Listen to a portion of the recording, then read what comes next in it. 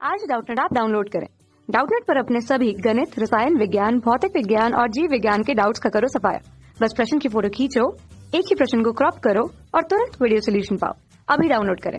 नमस्कार दोस्तों, हमारा प्रश्न है कि दोस्तों यहाँ पर प्रश्न पूछा गया है कि विशिष्ट अभिक्रिया दर किसे कहते हैं। ये हमें प्रश्न में पूछा गया है। ठीक है, तो दोस्तों यहाँ पर हमें प्रश्न में किसके बारे में पूछा गया है। यहाँ पर हमें प्रश्न में विशिष्ट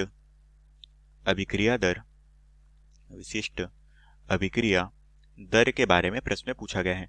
अब दोस्तों हम इसे किस तरह से यहाँ पर लिखते हैं इसके बारे में हम जान लेते हैं। तो दोस्तों इसे हम परिभाषा के तौर पे जानते हैं कि किसी भी अभिक्रिया की विशिष्ट अभिक्रिया दर क्या होती है, दिए गए ताप पर अभिक्रिया की उस दर के बराबर होती है। ठीक है, तो हमारे जो ताप है दोस्तों वो क्या होती है, वो हमारे उस दर के बराबर होती है। तो हम यहाँ पर कह सकते हैं कि परिभाषा के तौर पे कि किसी अभिक्रिया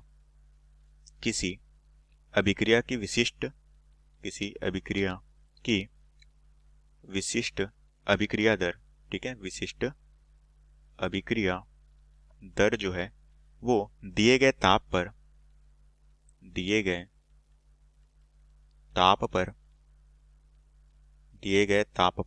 अभिक्रिया की उस दर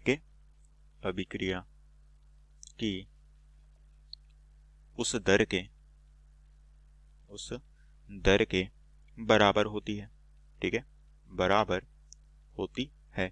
इसे ही दोस्तों हम क्या कहते हैं, विशिष्ट अभिक्रिया दर के तौर पे जानते हैं। ठीक है, अगर दोस्तों हम उसे उदाहरण के तौर पे भी समझने की कोशिश करेंगे। सबसे पहले दोस्तों हमने यहाँ पर परिभाषा में क्या देखा, किसी भी अभिक्रिया की जो विशिष्ट अभिक्रिया दर है यह दिए गए जो हमारा ताप है, अभिक्रिया में जो हमें ताप दिया गया है उस ताप पर अभिक्रिया के दर की क्या होती है, बराबर होती है। ठीक है, तो दोस्तों यहाँ पर हम कह सकते हैं कि प्रत्येक अभिकारक का जो सांद्रण है वो हम इकाई में यहाँ पर लेंगे। उदाहरण के तौर पे जैसा कि देखते हैं, उदाहरण के तौर पे जैसा कि हमारे यहाँ पर अभिकारक कौन सा है, A2 है, साथ में दूसरा अभिकारक है B2।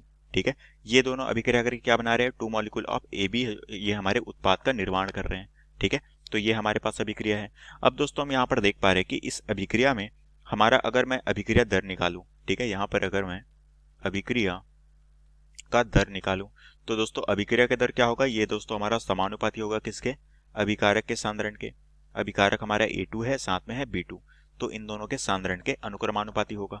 ठीक है, तो दोस्तों इसी तरह से अगर मैं इस अनुक्रमानुपाती के निशान को हटाऊं तो दोस्तों हम इस यहाँ पर कांस्टेंट लगाना पड़ेगा। तो ये हो गया हमारा K is equal to A2 और ये हो गया B2 का सांद्रण। K हमारे यहाँ पर स्थिरांक है। ठीक है, अब दोस्तों यहाँ पर हमारा क्या होगा, यहाँ पर जब हमारा अभिकारक जो है इन दोनों का सांद्रण अगर यहाँ पर 1 हो, ठीक है, तो दोस्तों यदि ये जो हमारा A2 का सांद्रण बराबर हो B2 के सांद्रण से और इन दोनों का सांद्रण की वैल्यू क्या रखें हम यहाँ पर 1 हो, ठीक है, तो इस कंडीशन में ये जो हमारा K है इसकी वैल्यू क्या हो जाएगी, ये जो हमारा K है ये दोनों की वैल्यू 1 हो जाएगी। तो अभिक्रिया की दर जो है वो क्या होगी, हमारे कांस्टेंट के बराबर हो जाएगी। ठीक है, तो इस कंडीशन में अब अगर मैं देखूं तो अभिक्रिया की दर इज इक्वल टू क्या हो जाएगा, वो हो जाएगा हमारा K।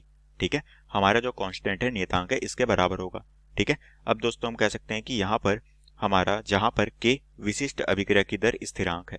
ठीक है, K को हम क्या कहते हैं, K को ही दोस्तों हम यहाँ पर विशिष्ट अभिक्रिया